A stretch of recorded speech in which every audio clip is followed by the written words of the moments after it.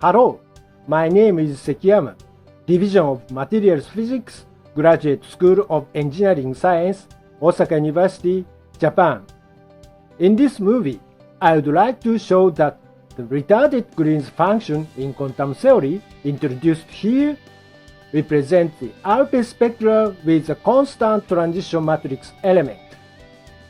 After a brief review of valence electronic states in solids and their second quantization, I introduced the Heisenberg representation and field operator. Then the retarded Green's function is defined, of which the imaginary part is equivalent to the ARPES spectra after the Fourier transform. I also show the real example of the ARPES spectra of a strongly correlated electron system. Please enjoy this movie. I briefly review this subject. In the crystalline solid, the potential is periodic. Then the one electron valence band wave function can be expressed by so-called the Bloch function, which satisfies this relation. It should be noted that for the magnetic materials, this function, Bloch function, depends also on spin. Here, large R stands for the linear combination of the primitive lattice vectors AI, and Ni stands for integer. This Bloch function is expressed by using another function, Uk. This is a periodic function with respect to large R. Namely, this Bloch function is also periodic with respect to large R, translation of the unit cell. One important thing is that the electron wave number k becomes a good quantum number and restricted within the first Brillouin zone in the reciprocal space. For the wave number k, only within this regulation, the periodic wave function psi k is not a unique function, but multi-valued. But when we discriminate this wave function by using the band index L, we can uniquely determine the value of the wave function psi k. Here, this wave function is also normal to the other wave function k or k prime and another band index L prime. Therefore, this relation is satisfied. Further, we need to consider the spin of valence electron, of which the wave function sigma as a function of the spin coordinate, then the valence band wave function labeled by L, wave number k, and sigma as this formulation. At the same manner for the electron in atoms, the Hamiltonian of the non-interacting valence band electron in crystal is expressed by using second quantization, namely using the annihilation and creation operator of a valence electron as this form. Here, epsilon 0 means the bare valence band electron energy obtained from the one electron Hamiltonian. It should be noted that this potential V includes Coulomb and exchange interaction with core electron in each side. Of course, A and A dagger stand for the annihilation and creation operators of an electron, which has a relation of this anti-commutation. Then let me start the Heisenberg representation. This is a time-dependent Schrödinger equation. We can easily notice that the formal solution of this equation is expressed as this formula. Here, this is obtained state, and this is a state with time of 0. And this exponential term stands for the time evolution. By this notation, the states depends on time. This state is independent of time because this is a state with t of 0. Then we suppose observable quantity at the time of t as A, and A hat stands for the corresponding time-independent operator. Then we can obtain the observable quantity A, time-dependent quantity A, as this formulation. Since the time-dependent state is described by this formula, we can also express the observable quantity A as this one. This is so-called Schrödinger representation. The characteristic of the Schrödinger representation is the operator is time-independent, but the state depends on time. On the other hand, this calculation can be divided into this part and this part. Namely, we can also regard this one as an operator. Then the same observable quantity A is also expressed like this formulation. This A hat is time-dependent operator, although the state is independent of time. In this picture, of course, operators depends on time, whereas the state is independent of time. Such a picture is called as Heisenberg representation. So this picture is often employed when we discuss the quantity obtained from the experiment, where the salvage systems are in the ground state. So for the experiment, we suppose that the material is in ground state. More exactly, the electrons in material are in the ground state. When we put nothing happens.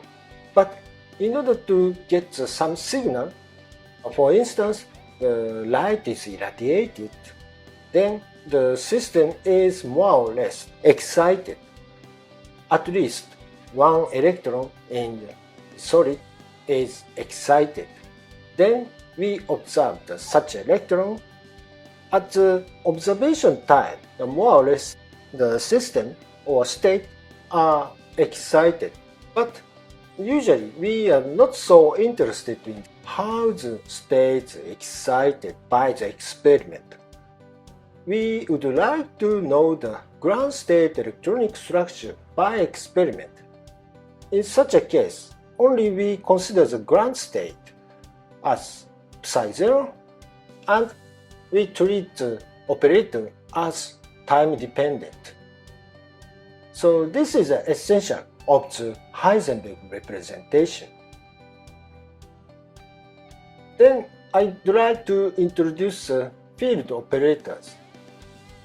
So this is a general electron Hamiltonian in second quantization. The first term stands for the bare electron energy, and second term stands for the electron-electron Coulomb interaction. Then we consider this operator. This is a linear combination of the one electron orthonormal wave function times annihilation operator and its conjugate. Here the creation operator is multiplied. We need to sum all over the state J with a spin sigma. Then we can define this kind of operator. This is called as field operator, and they are expressed as a time-dependent operator in the Heisenberg representation like this one. This operator itself is time-independent, but when we consider the Heisenberg representation, this operator is time-dependent, like this. Then we consider the general Green's function. So general Green's function is expressed as a function of r minus r prime and time t. This is generally defined spatial and time development of the impulse response to the applied field at the time of 0. So this is a delta function applied field. So this is a general explanation of the Green's function. In the quantum theory, retarded Green's function is introduced in the next slide. So the retarded one-particle Green's function, denoted by this one, represents the probability density of an electron and hole at the place of r and time of t after the creation of electron and hole at the position of r prime and time of 0. Here the probability amplitude for an electron with spin sigma in the initial state is given by this formula. Here the theta is a step function, whereas 1 for the time after 0. Here it should be noted that this operator is given by the Heisenberg representation. So this is the initial state, or this is also the initial state, and we create the electron at the position of r prime and time of 0. Then this part is a counterpart of the position of r and time. So we can imagine that this quantity can represent the probability amplitude of an electron created at the time of 0 at the position r prime. In the same manner, we can consider the probability amplitude for a hole like this one. This is a field operator for hole, annihilation field operator for electron. For the hole, we think that it's conjugate, then we get the formulation of the probability amplitude for a hole like this one. Then the retarded Green's function is defined as a sum of this one and this one multiplied by this constant. We can notice that this one and this one is the same, and this one and this one also the same. And this is a psi hat dagger. Here the psi hat dagger and psi. Then we can also express the retarded Green's function like this one, using the anti-commutation operators. And we consider the extrinsic time dependence. We can also express this formula. Since for this operator the time of 0, therefore this operator is the same as that in the Schrödinger representation. And here we should note that He means many-body electron Hamiltonian. Then further, we consider the field operator for the valence electron. In the previous slide, I defined the field operator for general electrons. In the case of the valence band, since wave function is expressed by using the Bloch function, then field operator is given by the sum of the valence band periodic wave function times annihilation operator of the same quantum number, and its conjugate is the same situation. For the periodic valence band electron, we use annihilation and creation operator labeled by the small l band small l, wave number k, and spin sigma. The relation is like this, and this is an anti-commutation relation. Then we consider the Fourier transform of the originally defined Green's function by the position, namely the function of the wave number. It is known that since the valence band wave function is periodic, the Fourier transform is expressed by this formula. So then we can calculate this integral like this one. We expand this term. Then we can see the wave function, a Bloch function, and multiplied by this one, like this. It should be noted that this is a linear combination of the annihilation and creation operator. We should use labels as L prime, K prime, and L2 prime, K2 prime. But this field operator is for the spin sigma. This sigma is unique. Then we remind the relation of the, also normal relation of the valence band wave function. Then we get this relation. And finally, the retarded Green's function as a function of wave number is expressed more simply like this one. Okay? And the total Green's function is the sum of each Green's function of the band L and the spin sigma. Then we continue the calculation of the retarded Green's function. So since time-dependent annihilation operator A is explicitly represented as this one, then we consider the Fourier transform for the time.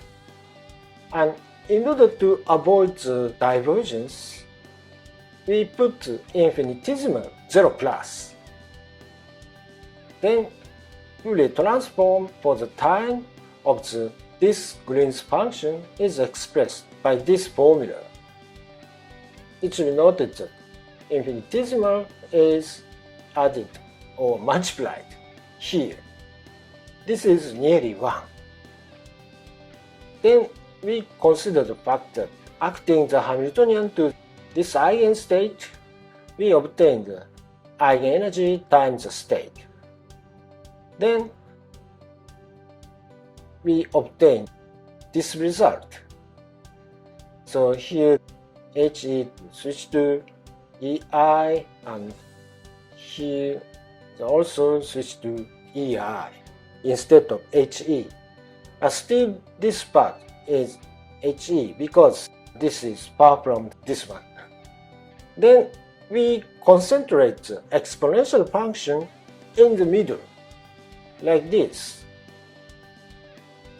Then after the integral, we obtain this result. I'd like to stress that this Green's function is equivalent to this one. So this is an expression by using omega energy instead of time. Then we get this result, or further we continue the calculation. Then, as I said before, this relation is satisfied, and further we use this relation in quantum mechanics. Then the Green's function is expressed like this one. So we put this relation into here.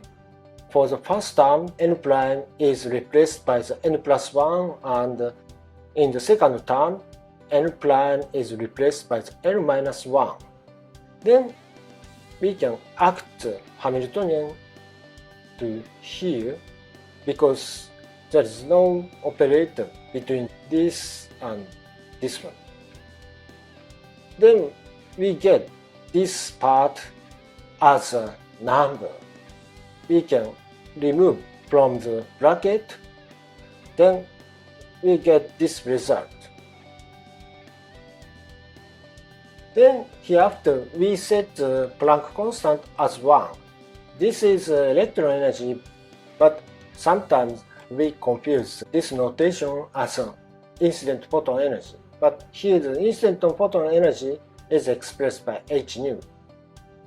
Here the omega is defined as Ek plus phi minus h nu. Phi stands for the work function of the material. And since this relation is known, this is called as Dirac identity. imaginary part of this function is equivalent to the delta function times pi. Then we consider the imaginary part of the retarded Green's function as a function of the wave number and energy. Then the imaginary part of the Green's function is rewritten like this, and this function AL is called as a single particle spectral function. Further, the second part is equivalent to the photoemission process when we see the inside of the delta function and this term. So this is a process of the one electron is removed from the initial state, and this is the final state with holding this energy conservation law. Okay? So this is equivalent to the function P in the valence band photoemission process except for the matrix element MFJ. On the other hand, the first term represents the inverse photoemission process because we add one electron in the initial state, then observe the final state as n+1 state. For the inverse photoemission process, the energy conservation law is satisfied like this. When the Coulomb interaction can be treated with the mean field approximation, that means in the narrow sense the electron correlation effects are negligible. In such a case, the Koopman's theorem is satisfied. In this case, total final state n+1 electron energy is expressed by the initial energy of the n electron state plus 1 electron energy labeled by the L, K, and sigma. So this is 1 electron energy corresponding to the disk creation operator of the electron. So according to the energy conservation law, this relation must be satisfied. Then therefore, energy difference between the initial and the final state is a minus of 1 electron energy. At the same manner, for the photoemission side, photoemission process, from the energy conservation law, we can obtain this relation corresponding to this state. Then the energy difference between the initial and final state is the same as 1 electron energy. Therefore, this single particle spectral function is rewritten by using the 1 electron energy of the band L and spin sigma at this wave number as this form. And we notice that this one, in the situation within the mean field approximation, when we sum up for the final state, we get this formula, and this one is a conjugate of this state. Therefore, this becomes 1 at omega less than 0, negative omega, because electron is occupied for the energy below the Fermi level. Therefore, the removal of 1 electron procedure, this one, gives a finite value. Also, its conjugate is finite, and this is a conjugate, then the result becomes 1. Of course, for omega larger than 0 in the unoccupied side, there is no electron with this property, and since energy is above the Fermi level, therefore this procedure gives 0 for the unoccupied side. And we can also consider that this operator represents a number operator of the electron. Then this value gives 0 or 1. 0 for the unoccupied side and 1 for the occupied side. Then we can get the final value of this one is 1 or 0. Considering this result, we can express the spectral function as this one, the sum of the inverse photoemission process and photoemission process. sum of this function gives the value of 1. Therefore, single particle spectral function is given by this formula. So this is equivalent to the partial density of state for the band L, namely the imaginary part of the Green's function, one particle spectral function, is equivalent to the partial density of states. Sum of the one particle spectral function by wave number is equivalent to the partial density of state of band L. And further using the Dirac identity, delta function is also expressed as a Lorentzian with a width of the infinitesimal. Imaginary part of the Green's function is one particle spectral function, and this is a sum of the narrow Lorentzian summed by the band L and spin sigma. This spectral shape indicates the narrow peak at the energy of one electron energy, like this, as this one. Further, when the electron correlation effects are not negligible, in this case the Koopman's theorem is no longer satisfied. The complex self-energy is introduced, where this relation must be satisfied. In this case, Koopman's theorem is no longer satisfied. Therefore, the energy difference between the initial state and final state is deviated from the one electron energy. Then the rest energy is defined as a self-energy. This is a real part of the self-energy. So this situation is also considered as like this. Namely, this is a bare electron energy. And when we add this self-energy, we can define the quasi-particle energy with this one. Before the correlation effect is switched on, the electron behaves as a bare electron with energy E0. But when we introduce the correlation effect adiabatically, then this electron becomes a quasi-particle. This is an electron surrounded by the interaction, and the surrounded interaction energy is given by the real part of the self-energy, like this.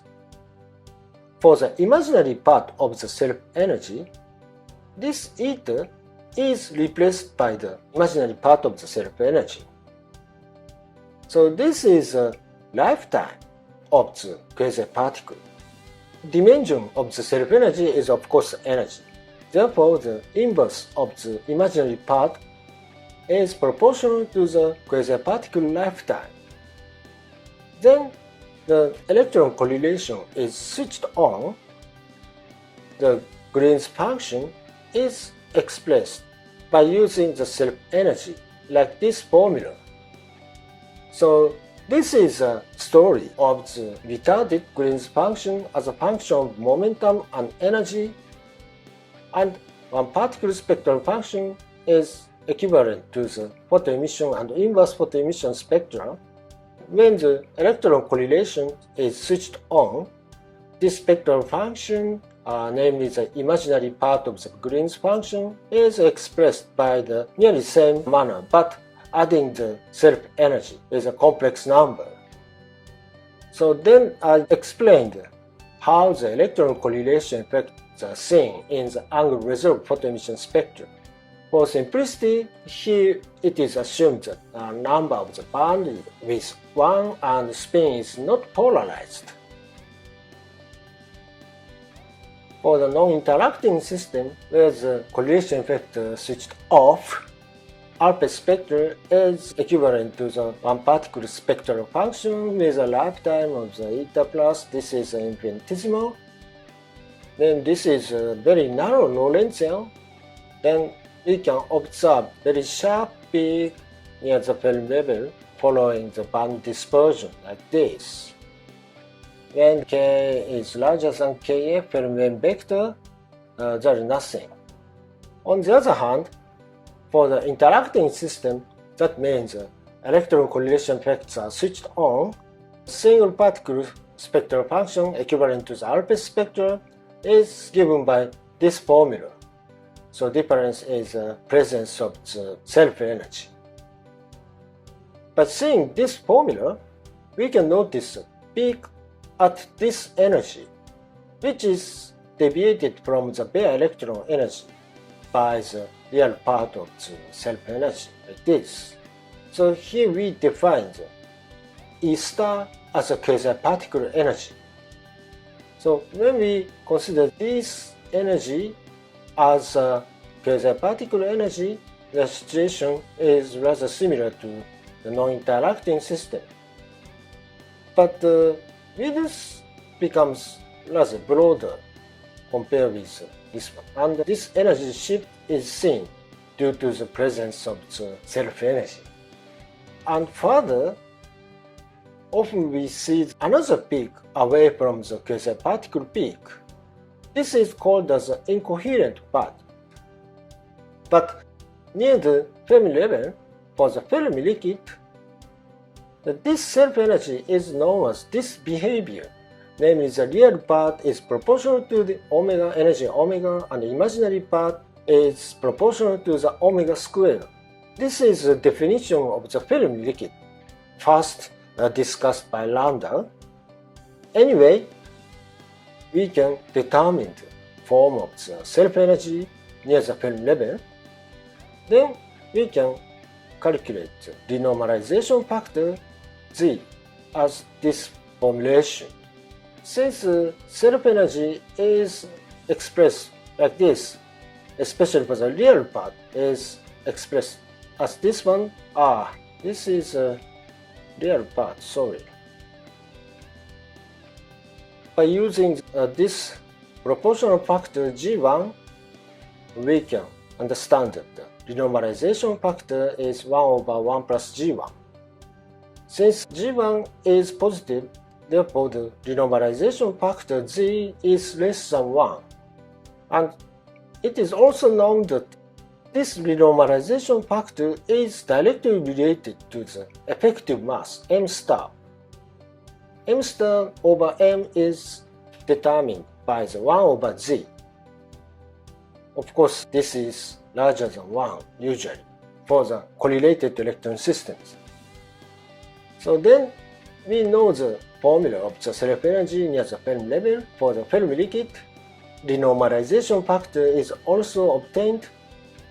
Then a spectral function near the Fermi level is nearly equivalent to this one. So because when we put this part replaced by this one and this part replaced by this one, it should be noted that this is proportional to omega, not E0. Therefore, we can notice that this formula is rewritten like this one. This is approximated quasi-particle energy. This is energy multiplied by the renormalization factor Z. Then this is same as Lorentzian. And one important thing is for the interacting system, by using this normalization factor, the spectral function is Lorentzian times Z. That means we can expect a peak at this energy. This is deviated from the bare electron energy A0, but multiplied by the renormalization factor. This renormalization factor is less than 1. This quasi-particle energy approaches to the Fermi level like this. So in the case of the electron correlation is switched on, quasi-particle energy is approached to the Fermi level. And another important thing is that this form is completely the same as Lorentzian. So this is the imaginary part, and this is also the imaginary part. And we see the peak at the quasi-particle energy position, but the total intensity is Z. which is deviated from 1 because the integral of the Lorentzian gives value 1, but integral for the energy of this function gives value z. That means spectral intensity becomes z smaller than 1. Therefore, when the correlation effect becomes stronger and stronger, the observed quasi-particle intensity becomes lower by the factor of z, renormalization factor. And in the vicinity of the Fermi level, this quasi-particle energy reflects effective electron mass, m star. I show the real example of the angle-integrated photoemission spectra of the strongly correlated electron system, transition metal oxide. So this is a valence band photoemission spectra of the strontium vanadate. It is known that strontium vanadate is a 3D1 metallic transition metal oxide.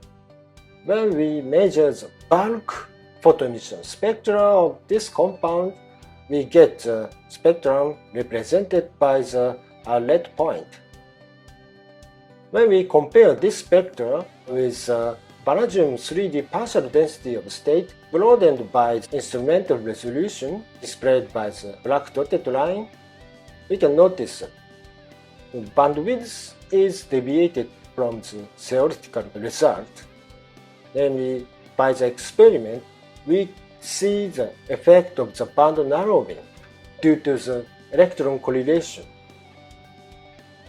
And according to the calculation of the dynamical mean field theory, LDA plus DMFT, simulated spectra is displayed by the solid blue line like this. Then experimental spectra are highly reproduced by the LDA plus DMFT. And this blue line in upper panel indicates the partial density of state shrink by 0.6. This is roughly the normalization factor. And by analyzing by using the DMFT, this part represents a quasi-particle band. And we can notice the broad peak is seen around here. This is rather equivalent to the half of UDD, like this. In the insulating system, it is known that the lower Hubbard band is seen at the energy position of the half of UDD. Therefore, even in the metallic transition metal oxide, due to the electron correlation effect, the luminescence of the lower Hubbard band is observed in the photoemission spectra. This is an explanation of the 3D1 strongly correlated electron system.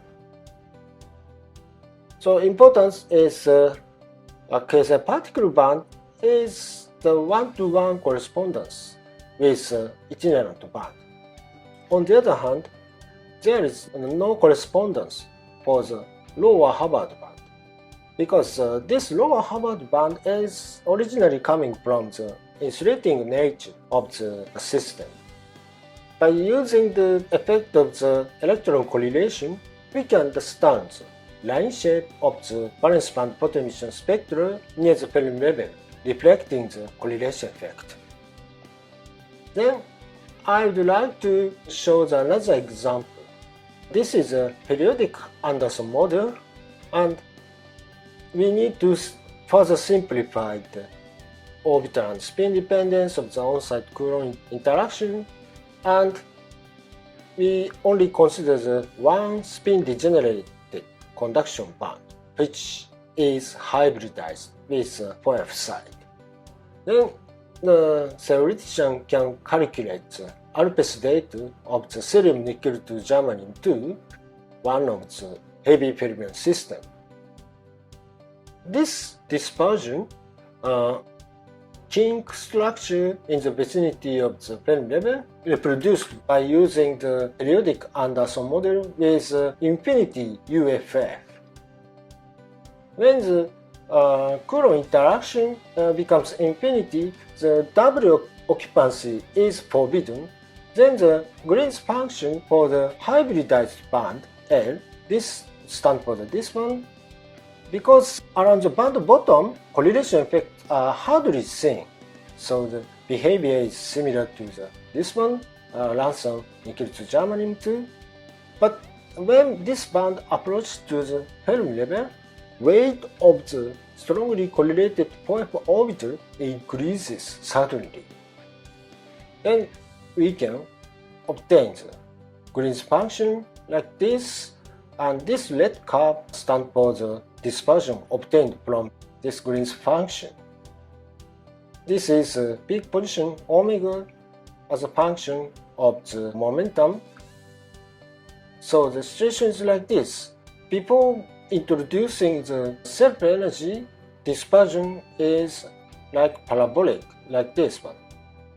But when we introduce self-energy, only in the vicinity of the Fermi level, band slope is suddenly reduced and observed as like kink structure, and renormalized for F energy level is slightly above the Fermi level, and for the occupied side, this band is behaving like this. For the unoccupied side, the band is seen like this one, although we cannot observe. Another importance is here the weight of the itinerant orbital is predominant, but around the Fermi level, the 4F contribution becomes larger and larger. And then we can estimate from this analysis the effective mass as this form. Then we obtain the optimal value of the effective mass as 66. We can successfully analyze the ARPES spectrum of the cerium nickel to germanium 2 along the X-gamma direction, which is not seen in the reference materials, Lanza nickel to germanium 2.